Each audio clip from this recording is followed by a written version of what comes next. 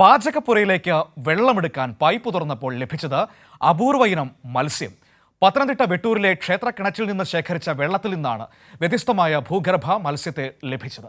ക്ഷേത്രക്കിണറ്റിൽ നിന്ന് പാചകപ്പുരയിലേക്ക് ശേഖരിച്ച പൈപ്പ് വെള്ളത്തിലാണ് ഭൂഗർഭ മത്സ്യത്തെ കണ്ടത്. കടും ചുവപ്പ് നിറത്തിലുള്ള ഈ മത്സ്യത്തിന് കണ്ണുകളില്ലെന്ന് തോന്നുകയുള്ളൂ. ശുദ്ധജലത്തിൽ മാത്രമേ ജീവിക്കാൻ കഴിയൂ. ഭൂമിയുടെ ഉള്ളറകളിലാണ് വാസം. കുറഞ്ഞ വായുവിലും ജീവിക്കാൻ കഴിയും എന്നും വിദഗ്ധർ ചൂണ്ടിക്കാട്ടുന്നു. കിണറുകളുടെയും മറ്റും ഏറ്റവും അടിയിലെ ഭാഗത്താണ് ഇവയെ കാണുന്നത്. ഒരു കിണറിൻ്റെ അടിത്തട്ടിൽ നിന്ന് മറ്റൊരു കിണറിൻ്റെ അടിത്തട്ടിലേക്കാണ് ഇവ പോവാറുള്ളതെന്ന് ഫിഷറീസ് വകുപ്പ് നൽകിയ വിവരം.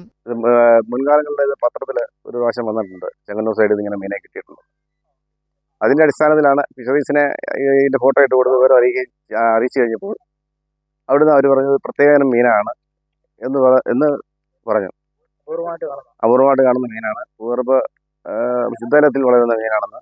മഹാപ്രളയത്തിനു ശേഷം പലയിടത്തും നിന്നും ഭൂഗർഭ മത്സ്യത്തെ കണ്ടെത്തിയിട്ടുണ്ട്. കൈരളി ന്യൂസ്, പത്തനംതിട്ട.